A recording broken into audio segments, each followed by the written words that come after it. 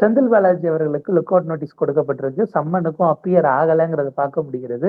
ஆக்சுவலா ஒரு செய்தி என்ன சொல்லப்பட்டதுன்னா, கரூர் போகும் பொழுது அவர் சிறையில் இருக்க வேண்டும் அப்படிங்கிற ஒரு விருப்பம் இருந்ததா ஒரு செய்தி வந்த அந்த சூழல்ல, இது அதை தாண்டி இப்ப செந்தில் பாலாஜி அவர்கள் லுக் அவுட் நோட்டீஸ் கொடுத்துட்டு முதல் சம்மனுக்கு வரலன்னா, அதுக்கப்புறம் அது கைதுக்கான இதா தானே போகும். ஒரு நெருக்கடியை நோக்கி நகர்கிறதா திமுக எப்படி பாக்குறீங்க?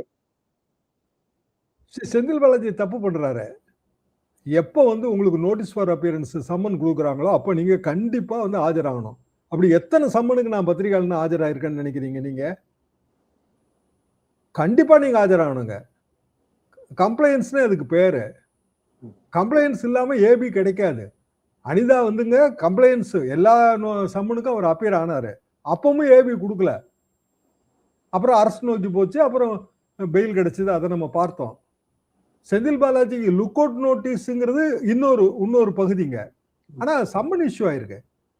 சம்மன் அது நோட்டீஸ் ஃபார் அப்பியரன்ஸுங்க. வேற ஒன்றும் கிடையாது. நீங்க போய் தான் ஆகணுங்க.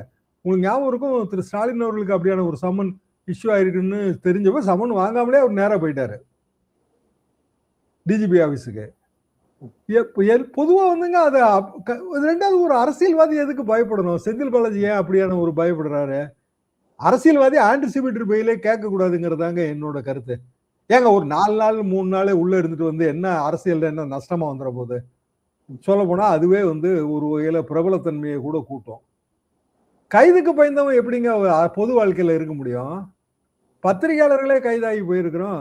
வேப்பேரி லாக்கப்ல நான் இருந்திருக்கேங்க 1989ல. என்ன இவங்க இவ்வளவு வயசாகி இவ்வளவு அரசியல் பண்றாங்க, இவ்வளவு சொத்து பத்து வச்சிருக்காங்க, ஆள் அம்பு படை பலம் எல்லாம் இருக்கு. பத்திரிகை ஒண்ணுமே கிடையாதுங்க. அந்த பத்திரிகையாளர்லாம் வந்து அத்தனை வம்பு வழக்கு செஞ்சிருக்கேன். 184 டிஃபமேஷன் கேசஸ் வாங்கியிருக்கேன். சிபிஐ என்கொயரியை ஃபேஸ் பண்ணியிருக்கேன். ஆபீஸ் அடிக்கப்பட்டு ஒரு 2 பேர் மரணம் அடைஞ்சிருக்காங்க. எதுக்காக நான் சொல்ல வரேன்னா, என்ன இது அரசியல்? இவங்க பெருசா மாறு தட்டிக்கிறாங்க. நாங்க அவ்வளவு பெரிய வீராதி வீரர்கள் சூராதி சூதர்ன்றாங்க. செந்தில் பாலாஜி ஏன் போக மாட்டேன்றாரு? போனுங்க. போலன்னா அது கெட்ட பேர் தான் வரும். சரி, அடிப்படையாங்க விஜய்க்கு ஒரு ஆதரவு ஓட்டை இருக்கா இல்லையா? ஒரு குறிப்பிட்ட ஏஜ், ஏதோ ஒரு குறிப்பிட்ட பகுதி, அதுக்குன்னு ஒரு ஓட்டு வங்கி இருக்கு.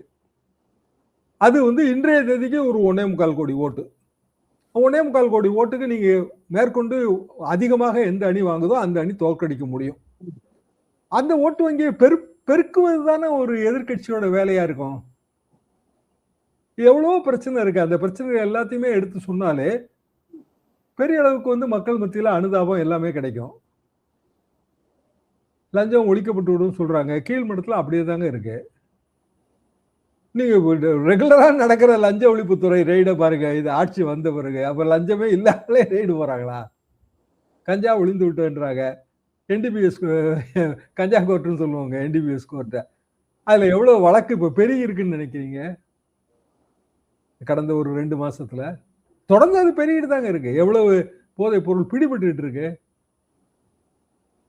சரி, போதைப் பொருள் நடமாட்டத்துக்கே திமுக அரசு தான் காரணம், ரைட்டு. இப்போ இன்னொரு 3 மாசம் கழிச்சு பாத்தீங்கன்னா அப்புறம் அதிமுக அரசு தான் காரணம், திமுக அரசு தான் காரணம் சொல்ற மாதிரி தாவேக அரசு தான் காரணம்னு சொல்ல போறாங்க. ஏன்னா அது ஒரு நாட்டின் பிரச்சனைங்க, உலகத்தின் பிரச்சனை போதைப் பொருள் நடமாட்டங்கிறது. பெரிய அளவுக்கான எல்லா இன்டர் ஏஜென்சி கோஆபரேஷன் இல்லாம அதை நம்ம தடுக்கவே முடியாது. எங்க குஜராத்ல இருக்க துறைமுகத்துல வந்து இறங்குதுங்க.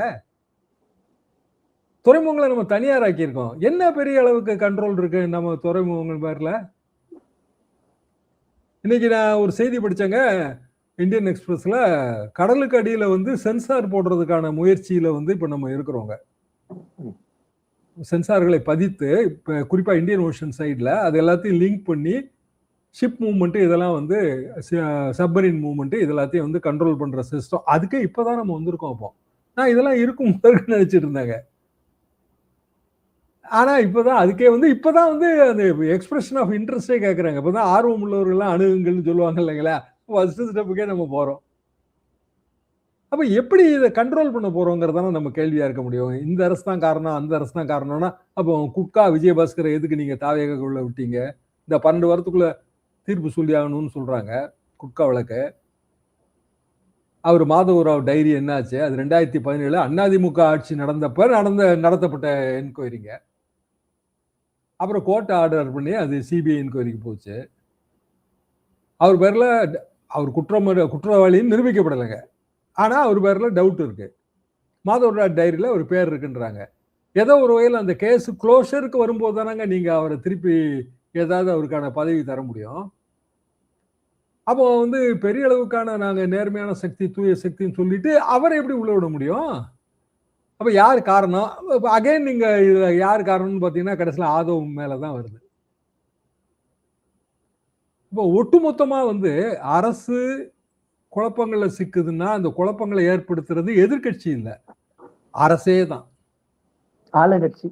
ஆளுங்கட்சியே தான். ஆளுங்கட்சியினுடைய கூட்டணி கட்சிகள் திரும்ப திரும்ப திரும்ப பாத்தீங்கன்னா ஒரே நாள்ல கவர்னர்கிட்ட போறாங்க. அப்ப இவர்களுக்கும் அவர்களுக்கும் ஏதோ பேச்சுவார்த்தை இருக்குதுன்னு அது சந்தேகத்தை கிளப்புகிற அளவுக்கு திரு பே சண்முகம் அவர்கள் பேசியிருக்காரு. திரும்பவும் நாங்க இந்த தாவேக்காவோட இருக்கோம், கூட்டணின்னு ஒண்ணு வந்தாலும் உள்ள இருப்போம் அப்படிங்கிறத அறிவிக்கிறத பார்க்க முடியுது. வைகோ அதை தெளிவுபடுத்திட்டார், ஒரு கவசமாகவும் கேடயமாகவும் இருப்போம்னு. அப்ப கடைசி வரைக்கும் திமுக எதிர்ப்புக்கு இந்த கூட்டணி கட்சிகளை இறக்குவது, பாஜகவை விமர்சிக்கணும்னா பயன்படுத்துவது என தாவேக்கா ஒரு ஸ்டாண்டே எடுக்காம நழுவுவதுதான் அவங்களுடைய திட்டமா இருக்கா? எப்படி பாக்குறீங்க? ஆளுநரோட சில நடவடிக்கைகளை நம்ம ஆதரிக்க முடியாதுங்க. அவர் எல்லாரும் என்கிட்ட மனு கொடுங்கன்னு சொல்றது, அதுக்கு தானங்க நம்ம இவ்வளவு ஆபீஸ் வச்சிருக்கோம். சரி, முதலமைச்சர் பிரிவுல தானே நம்ம மனு கொடுக்க முடியும். ஆளுநர்கிட்ட போய் எப்படி மனு கொடுக்க முடியும்? பிறகு எதுக்கு சிஎம் செல்லுன்னு ஒண்ணு இருக்கு? எதுக்கு கோட்டையில மக்கள் நிக்கிறாங்க? ஒரு தடவை வெளியில இந்த அரசு வெறும் புகார் பெட்டி வெளியில வச்சு அது எவ்வளவு பெரிய இஷ்யூ ஆச்சு. அவங்க பாதிக்கப்பட்டவங்க அவங்க சிஎம் செல்லுல கொடுத்தா தான் நமக்கு ரிலீஃப்னு நினைப்பாங்களே தவிர, லோக் பவன் வாசல்ல நின்று கவர்னர் மாளிகைக்குள்ள நடந்து போய் அங்க கொடுக்க முடியும். அங்கேயும் புகார் பெட்டி தான் நீங்க வைக்க முடியும். அது இருக்குங்க ஏகப்பட்ட தூரம். கேட்ல இருந்து நீங்க கவர்னர் மாளிகையோட ஆபீஸ் செக்ரட்டரியேட் போறதுன்னா பயங்கர தூரம். அங்க யாரு இருக்கா? ஒரு ஐஏஎஸ் செக்ரட்டரி, அப்புறம் நான் இருந்த காலகட்டத்தில் 2 ஐஏஎஸ் செக்ரட்டரிங்க. இப்பவும் அவ்வளவுதான் இருக்கும்னு நினைக்கிறேன். ஒன்றும் பெரிய ஆள் அம்பு படைபலெல்லாம் எதுவும் கிடையாதுங்க ராஜ்பவனுக்கு. அவர் புகார் மனு வாங்கி வச்சுட்டு என்ன பண்ண போறாரு? நான் அப்படியே சிஎம்க்கு அனுப்பிடுவேன் அப்படின்றாரு. அதுக்கு தானே சிஎம் செல்லு வச்சிருக்கோம். அவரை கவர்னரா எதுக்கு இந்த தன்னிச்சையான அறிவிப்பு அப்படின்னா சந்தேகம் வரத்தான் செய்யும். அப்ப இவங்க ஏதோ பிளான் பண்றாங்க, கவர்னரை மையமா வச்சு பண்றாங்க. கவர்னர் பதவியே கூடாதுங்கிறத எங்களோட அடிப்படையான விஷயங்க. அப்புறம் கவர்னர் அன்றாட நிர்வாகத்தில் தலையிடவே கூடாது. மக்களால் தேர்ந்தெடுக்கப்பட்ட முதலமைச்சர் இருக்காரு, அது விஜய் இன்றைய தேதிக்கு. அதே மாதிரி மக்களால் தேர்ந்தெடுக்கப்பட்ட அமைச்சரவை இருக்கு, அது ஆதவ் அர்ஜுன் உட்பட எல்லா அமைச்சர்களும் தான். அவங்க பேர்ல குற்றச்சாட்டுகள் இருக்கலாங்க, அது வேற விஷயம். அதை ஆளுநர் அவரு பிளே புக்கு அதை கொண்டு போக முடியாது. ஒரே நேரத்துல 3 பிரதான கட்சிகள் போய் மனு கொடுக்குதுன்னா ஆளுநர் மாளிகை அப்பாயின்மெண்ட் கொடுத்துருக்கு. ஆளுநர் மாளிகையோட சோசியல் மீடியால அதுக்கு ஹைலைட் கொடுக்குறாங்க. அது இது வரைக்கும் கிடையாதுங்களா? அப்படி கிடையாதுங்களே. மனு கொடுப்பாங்க, ஒரு போட்டோவா மாதிரி வரும். அப்படின்னா பிறகு அந்த ஒரு சந்தேகம் வரத்தானே செய்யும். அப்போ ஏதாவது ஒரு வகையில சந்தேகங்களை ஏற்படுத்துறது ஆளுநர் மாளிகைங்கிறது அந்த குற்றச்சாட்டு வந்துருதுங்க. சரி, அவரு ஆய்வு நடத்தலைன்றாரு, அது அப்படிதான் தெரியுது. நான் மதுரையில நண்பர்கள்ட்ட கேட்கும்போது அவரை வரவேற்று பொக்கே கொடுத்தாங்க கலெக்டர் மாவட்ட கலெக்டர், அது எப்போதும் அப்படி செய்யறது தாங்க. சென்னாரெட்டி அவர்களோட நான் மதுரைக்கு போயிருக்கேன். சர்க்கியூட் ஹவுஸ்ல கவர்னர் ஏர்போர்ட்ல வரவேற்று சர்க்கியூட் ஹவுஸ்ல தங்க வச்சிருவோம். இன்னும் சொல்ல போனாங்க, கவர்னர் எப்படின்னா அவரோட கார்ல என்னைய ஃப்ரண்ட் சீட்ல ஏத்திக்குவாருங்க. அன்றைய கவர்னர் ஏடிசி கிடையாது, நான் தான் இறங்கி அவரை உள்ள அவரை வரவேற்று கூட்டு போவாங்க. அப்புறம் கலெக்டர்லாம் பார்த்து பொக்கே கொடுப்பாங்க. இது இவ்வளவுதாங்க அதுல பாயிண்ட். ஆனா பப்ளிக் மீட்டிங்லயோ இதுலயோ அவர் இஷ்டத்து தான் பேசுவாரு. சென்னாரெட்டி அவர் அரசியல்வாதி வேற, சுதந்திரமா தான் பேசுவார். அருளேக்கரும் அரசியல்வாதி, சுதந்திரமா தான் பேசுவார். அதுல எல்லாம் நம்ம தப்பு சொல்ல முடியாது. வைகை ஆறு மாசடைந்து இருக்கிறதுன்னு ஒரு ஆளுநர் சொன்னார்னா பாசிட்டிவ் கிரிட்டிசிசமா எடுத்துக்க வேண்டியதான். ஆனா அந்த ஆற்றை நான் சுத்தப்படுத்த போகிறேன்னு சொன்னா அது என்ன, அது சரியான கிரிட்டிசிசம் இல்லை.